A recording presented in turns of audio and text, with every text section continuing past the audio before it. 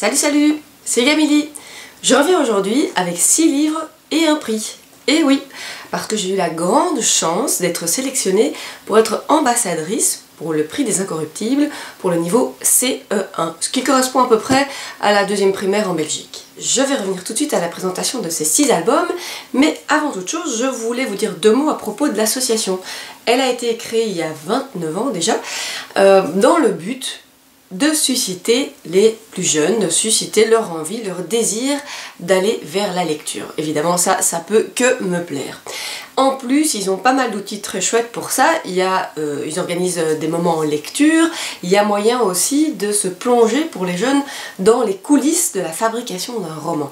Vous pouvez aller voir sur leur site internet, je vous mettrai l'adresse en barre d'infos, parce qu'il y a des petites vidéos qui montrent des témoignages, notamment d'auteurs qui ont participé à cette activité. Et il y a ce fameux prix qui, au mois de juin, une fois par an, récompense un ouvrage par niveau de lecture, pourrait-on dire, parmi une sélection de plusieurs autres livres. Comme j'ai été sélectionnée pour être une des ambassadrices, j'ai reçu cette grosse boîte dans laquelle il y avait les 6 livres, il y avait un journal de bord, un carnet de bord, il y avait également un guide du parcours de lecture pour vous expliquer un petit peu au fil des mois comment ça fonctionne, il y avait aussi 3 signets et cette magnifique affiche que vous pouvez voir là derrière moi.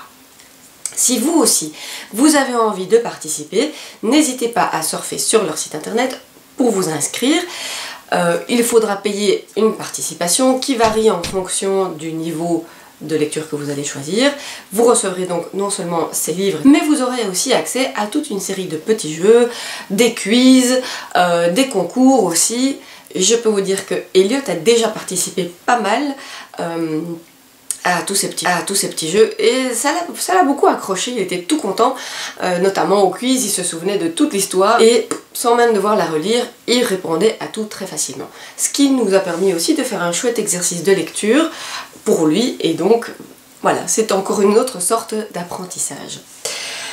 Alors, nous allons revenir donc à ces fameux 6 livres. Il y a Un mur si haut de Nancy Gilbert et Stéphanie Augussot, Jean-Jean à l'envers d'Émilie Chazeran et Aurélie Guiret, S'unir, c'est se mélanger de Laurent Cardon, Albertus, l'ours du grand large de Laurence Gillot et Thibaut Rassa, 5 minutes et des sablés de Stéphane Servant et Irène Bonaccina, et Aimer de Claire Clément et Benjamin Strickler. J'ai décidé de suivre le parcours de lecture avec Elliot, vraiment au mois par mois comme c'est prévu. Donc je ne vais pas pouvoir vous dire ce que je pense de ces 6 albums parce que je ne les ai pas encore tous lus, même si ça a vraiment été très difficile de se retenir. Alors nous avons déjà lu Un mur si haut. Dans cette histoire, eh bien, il s'agit en fait d'une histoire d'amitié. L'amitié de Plume et de Timmy, tout d'abord, donc 2 enfants qui sont vraiment les meilleurs amis du monde, qui se sont jurés de ne jamais se séparer.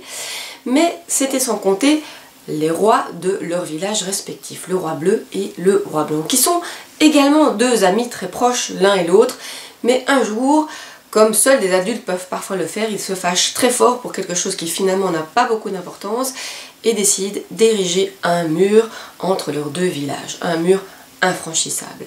Un jour, le roi blanc tombe malade et bien évidemment, le remède se trouve de l'autre côté du mur, du côté du roi bleu. Le roi blanc refuse qu'on aille chercher ce remède, mais c'était sans compter la détermination de son peuple qui commence à casser le mur et en écho, le peuple du roi bleu se met également à le détruire et ce mur s'effondre. On guérit le roi blanc et évidemment tout est bien qui finit bien.